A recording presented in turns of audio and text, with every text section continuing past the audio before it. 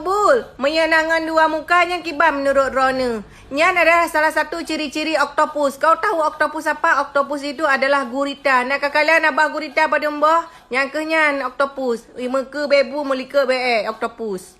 Cut Bul, pu beda oktopus dengan munafik. Hana beda oktopusnya dengan munafik sebelah dua belah akai. Hana jauh-jauh beda. Si oktopus lagi yang si, munafik lagi yang si. Cuman lain versi tegai. Oktopus hewan, munafik manusia. Tips agar bisnis sukses kiban kak. Ibarat urung mekat. Kak narkok hana, kak narkok hana, kak narkok hana. Kesinga mentah si tayang kak narkok nah. Begitu juga bisnis. Usaha dan berdoa. InsyaAllah bakal sukses. Jangan putus asa. Cut Bul, nak pegah tak lewat ganjau Kalimantan tak payah. Tapi pakai mantang je lewat. Nyan dikarenakan na urung dalam. Ataupun kali perpanjangan pajak. Lagi ibarat kata tanya kali pah pilih. Ada hana lain yang ruhniak pijak. Yang penting nak laku. Cuk Bul, misal nak cewek tu dilakih silap Pedro, menyerta gantong dengan silap hotel jet. Nya lagi kuah berlemak, baik bekah. Cewek bertari modal baik tebit. Nya mesti gaju dengan buharanya kedih langkerung tati.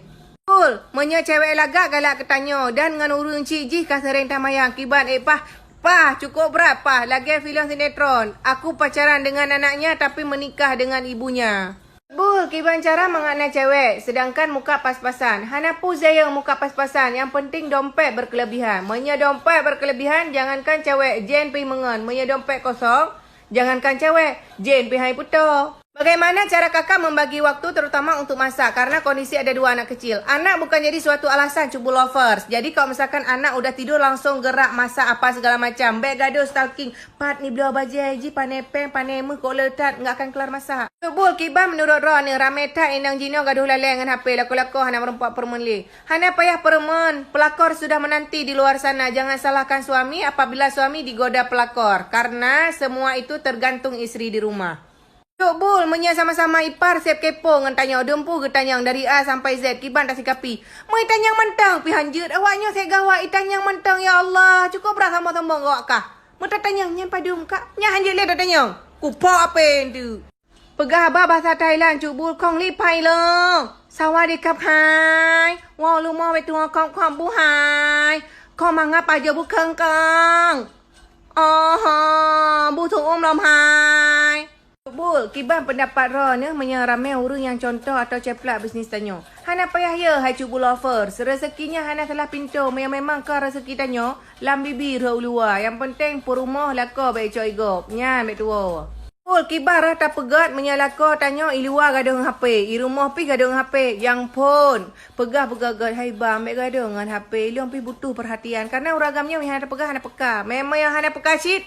Cok HP pok dia terjut. Ilung lagi yang tu ba. Cut Bul, apa salahnya alih ada pacaran dengan abang, alihnya ada pacaran dalam ngada di. Hana salah.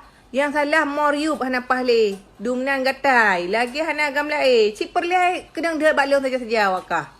Cuk Bul, menya dipegah sayang ketanya. Tapi dengan cewek lain dijak cik kiban yang Cuk Bul. Dengan cewek lain pi sayang ni. Bangkai pegah sayang dengan tanya udah menjamin kesetiaan. Tidak sayang. Itu cuma iklan mandum. Jangan baper.